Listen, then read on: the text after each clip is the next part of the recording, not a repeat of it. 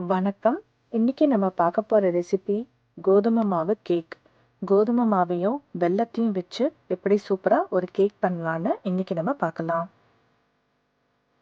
இதுக்கு தேவையான பொருட்கள் 1/4 கப் தயிர், 1/4 teaspoon baking soda, 1/3 cup + 3 tablespoon வெல்லத்தூள், 1/4 கப் எண்ணெய், 2 - 3 டேபிள் ஸ்பூன் பால், 3/4 கப் கோதுமை மாவு, 1/2 டீஸ்பூன் பேக்கிங் பவுடர். ஒரு பாத்திரத்தில் 1/4 கப் தயிர் சேர்த்துக்கோங்க. இதில் 1/4 டீஸ்பூன் பேக்கிங் சோடா சேர்த்துக்கோங்க. இது நல்லா நுரைச்சி வர அளவுக்கு கலந்து விட்டுக்கலாம்.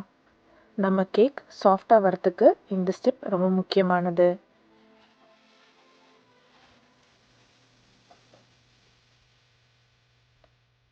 நல்லா நுரைச்சி வந்திருக்கு பாருங்க.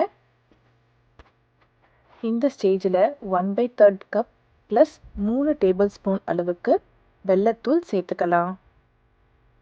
இதில் 1/4 கப் எண்ணெய் சேர்த்துக்கோங்க. வாசனை இல்லாத நியூட்ரல் ஆயிலாக இருக்கிற மாதிரி பார்த்துக்கோங்க. கூடவே 2 டேபிள் ஸ்பூன் அளவுக்கு பால் சேர்த்துக்கோங்க.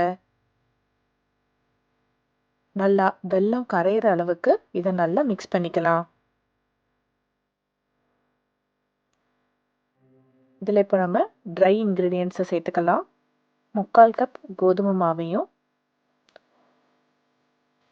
1/2 டீஸ்பூன் பேக்கிங் பவுடரையும் போட்டு நல்லா இந்த மாதிரி சலிச்சுக்கோங்க.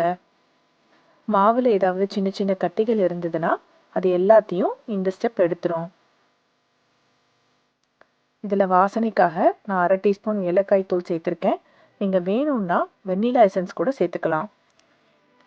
எல்லாத்தையும் இதே மாதிரி ஒரே டைரக்ஷனில் மிக்ஸ் பண்ணிக்கோங்க. ரொம்ப நேரம் மிக்ஸ் பண்ணணும்னு அவசியம் இல்லை. இந்த மாதிரி எல்லாம் ஒன்றா சேர்ந்தாலே போதுமானது. இதை ஒரு கேக் பேனுக்கு மாற்றிக்கலாம். உங்களுக்கு விருப்பப்பட்ட நட்ஸை இதில் நீங்கள் போட்டுக்கோங்க. நான் இங்கே பாதாம் யூஸ் பண்ணியிருக்கேன். இப்போ இதை பேக் பண்ணி எடுத்துகிட்டு வந்துடலாம். 180 டிகிரி செல்சியஸில் 30 - 35 நிமிஷம் பேக் பண்ணிங்கன்னா சரியாக இருக்கும். இப்போ நம்மளுடைய சூப்பரான கேக் தயாராகிடுச்சு. நீங்களும் வீட்டில் ட்ரை பண்ணி பார்த்துட்டு எப்படி வந்ததுன்னு சொல்லுங்கள். இந்த வீடியோ பிடிச்சிருந்தா லைக் மற்றும் சப்ஸ்கிரைப் செய்து எங்களுக்கு சப்போர்ட் பண்ணுங்கள். நன்றி.